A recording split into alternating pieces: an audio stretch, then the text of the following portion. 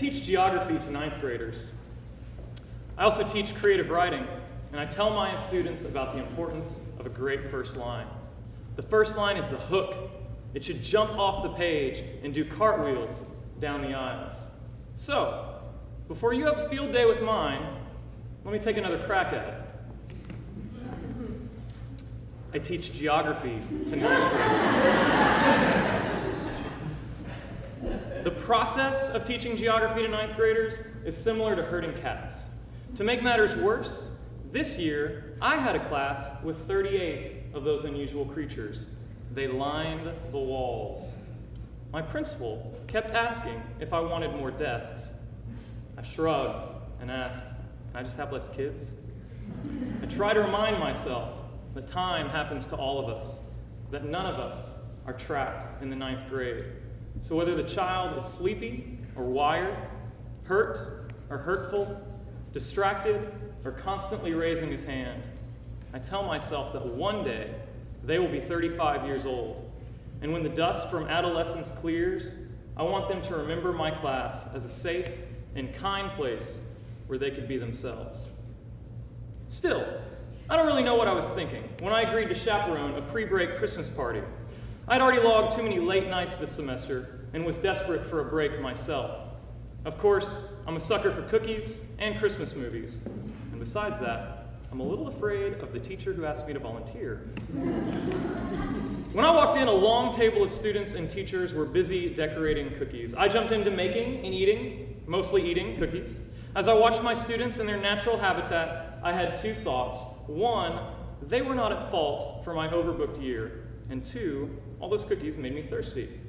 "I'll be right back," I said to the teachers around me. "I'm just going to grab my water from my room." I turned down the brick-lined high school hallway. The fluorescent lights brightened the floor with halos. "Don't bother with that, Dave, we've got water." I waved them off and caught them suppressing smiles. I remained curiously oblivious. I opened the door to my room, flipped the lights, and caught my own smile slip from the side of my face. Aluminum foil covered my entire room. I laughed, then I spat a name out of my mouth. Jameson. Jeremy Jameson teaches graphics and advertising at our school. He recently let his students dye his hair turquoise because they won first place at a state competition. That's just the kind of teacher he is. Our pranks began while moonlighting at Cowboy Stadium. He and I, with another friend, buffed and sealed 55,000 square feet of tile for the house that Jerry built. And on our 2 a.m. drives home, I would nod off, only to wake up to a Sharpie marker on my cheek, or ear, or neck. This happened almost every night. He thought it was hilarious. I'm just glad I was sleeping lightly.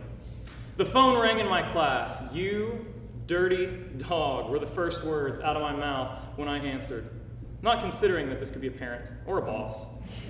Jameson responds so that I can hear his grin. "You like it? Did you forget I have cameras in my room? I knew it was you all along." Retaliation. It had many years since I placed the Eviltron under his desk. The Eviltron is a magnetic audio device that can be set to one of 6 different sounds or to play a random sequence of the 6. My personal favorite was a raspy voice that called out, "Can you hear me?" "How did you pull this off?" I asked. He explained how he recruited students and teachers to check my schedule and keep a lookout. Traitors. He said it took 4 of them 2 hours.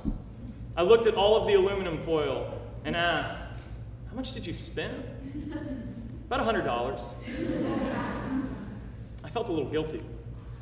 I'm not likely to spend $100 on a gift, let alone a prank. Like me, he has a wife and 2 kids living on a single teacher's salary. $100 is big money. "Hey," he continued, "don't take it down. I didn't have time to take pictures." "You jerk," I said and hung up with a smile. I looked around, overwhelmed by how bright and cold it was. The light reflected like snow reflects the sun. Every desk was covered, the entire floor, my bookcases, bulletin boards. And I looked at my desk. The detail was impressive. Computer, mouse, Keyboard, each individual pin in my cup. The cup, sheets of papers to grade, even 3 ibuprofen sat cocooned in silver on my desk. At this point, some of the teachers from down the hall decided it was safe to poke in their heads. "Shut up," one of them exclaimed. They all stared around the room in amazement, and then we all died laughing. Funny enough, it's actually quite beautiful. It really did feel like snow. And for that kid who left the snowy winters of Northern Virginia to the fickle Texas seasons, I couldn't help but be a little grateful for this gift. The next morning, my room was even more breathtaking, as the sun did in fact bounce in from the window. I cleared as little as possible from my desk to try and get some semblance of work done, but I left the rest for my students to see. My room became the day's attraction. 9th grader after 9th grader walked into the room slack-jawed. Their eyes widened while their mouths slowly lifted into a smile. Some of these students had not smiled all year. While much of high school is a pursuit to find oneself, 9th grade is when students realize they've been dropped in the woods with few skills for survival. The foil was a beacon to an idea they could recognize. Fun. Stupid, explanation-free fun. They were lighter and brighter than normal. Some begged to leave it up for the rest of the year. Others tweeted to their friends, and before long, people showed up from all over the school to have a peek. Even our 76-year-old principal dropped in. Her response was bigger than Texas. She put her hands to her knees and lifted them to her face and cackled, "I have never seen anything like this in my life." She left the room, shaking her head and laughing. Everyone treated the space as sacred. No one said anything directly, but we all knew this was somehow a rare and precious sight. Jameson came by to take pictures. I couldn't read his face when I expressed gratitude for the foil. I'm not sure if he was pleased or plotting something bigger for next time. Either way, the foil spoke a truth that my calendar constantly lies about. The days are made short when we know what to expect. It's like fast forwarding or speed reading through life. The expected becomes the experience all too quickly. But when we put a crack in our schedule and allow something else in, laughter, hope, love, aluminum foil, the days lengthen. We pause because it takes us longer to incorporate the moments we have never before seen into our memories. Now, I wait. Not because my calendar is too full or my wallet too empty. No, I bide my time until Jameson forgets or thinks I might let this one go.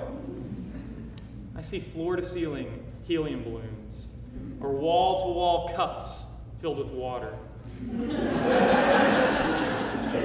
Better yet, his room covered in Post-it notes with the phrase, "I'm watching you," written in Sharpie, no less. To drive home the point, the Sharpie will hang from the ceiling in a tiny noose.